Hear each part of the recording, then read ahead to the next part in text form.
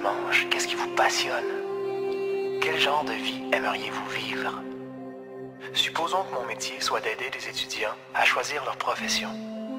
Qu'ils viennent à moi et qu'ils me disent « On vient juste de terminer l'école secondaire ou la fac et on se demande encore quoi choisir comme métier. » Et qu'alors je leur pose cette question.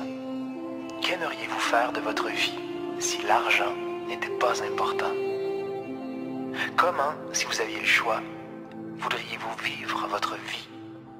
C'est si incroyable de constater qu'en tant que produit de notre système d'éducation, une foule d'étudiants répondent « C'est certain que je voudrais être peintre, que je voudrais être poète, que je voudrais être écrivain. » Mais que comme tout le monde le sait, on ne peut pas gagner sa vie comme ça. Ou qu'un autre étudiant dise « J'aimerais passer ma vie dans les grands espaces à élever des chevaux. » Ou un autre « J'aimerais enseigner la littérature dans une école de lettres. » Alors je leur dis « Ne perdez plus de temps. Qu'est-ce qui vous fait vibrer passionnément? » Et quand on met enfin le doigt sur quelque chose et que l'élève me dit « Voici ce que j'aimerais vraiment faire », je lui réponds « C'est exactement ce que tu vas faire. Ne pense plus à l'argent.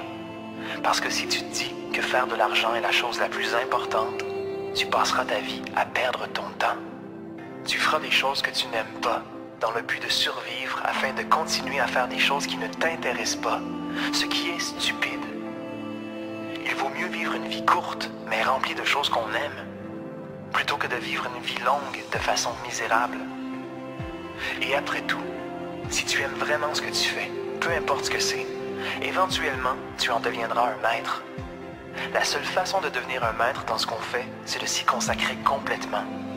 Et quand on maîtrise son métier, c'est possible d'en être bien payé, peu importe ce que c'est. Alors ne t'en fais pas trop pour l'argent, peu importe ce qui t'intéresse vraiment, tu trouveras une façon d'en vivre. Mais c'est absolument stupide de perdre son temps à faire des choses que tu n'aimes pas, dans le but de continuer à faire des choses qui ne t'intéressent pas, et ainsi de suite, pour ensuite enseigner à tes enfants à faire la même chose. Tu vois, ce qu'on fait, c'est qu'on enseigne à nos enfants à vivre le même genre de vie qu'on a vécu, afin qu'ils puissent un jour se justifier et trouver une satisfaction dans le fait d'enseigner à leurs enfants, à bien enseigner à leurs enfants, à faire la même chose.